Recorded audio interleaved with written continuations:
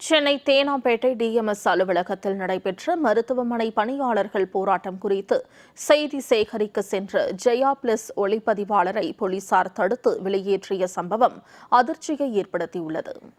சென்னை தேனாம்பேட்டையில் உள்ள டிஎம்எஸ் வளாகத்தில் பணி நிரந்தரம் உள்ளிட்ட பல்வேறு கோரிக்கைகளை வலியுறுத்தி அரசு பொது சுகாதாரத்துறை பல்நோக்கு மருத்துவமனை பணியாளர்கள் ஒருநாள் அடையாள தர்ணா போராட்டத்தில் ஈடுபட்டனர். தொடர்ந்து போராட்டத்தில் ஈடுபட்ட 300க்கும் மேற்பட்ட பணியாளர்களை போலீசார் வலுக்கட்டாயமாக கைது செய்து பேருந்துகளில் ஏற்றினர். இதனால் அந்த இடமே போர்க்களம் போல காட்சியளித்தது.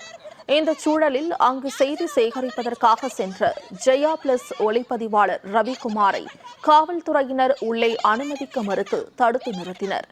ஒரு கட்டத்தில் அராஜகமாக நடந்து கொண்ட காவல்துறையினர் பணியில் இருந்த ஒளிப்பதிவாளரை தரதரவென அலுவலகத்திற்கு வெளியே இழுத்துச் சென்று தள்ளிவிட்டு நுழைவாயிலை மூடியது பெரும் அதிர்ச்சியை ஏற்படுத்தியது.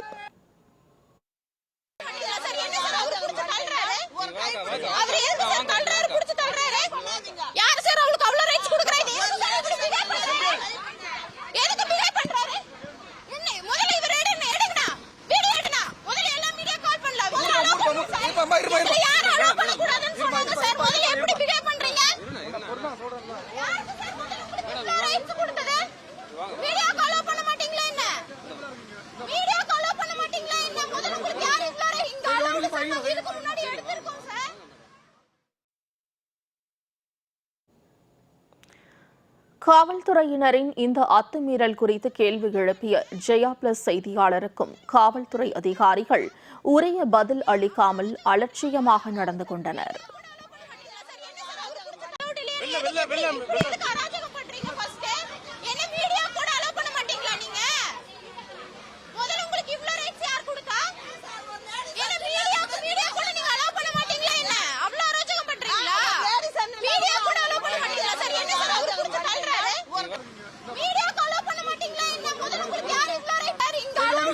இதுக்கு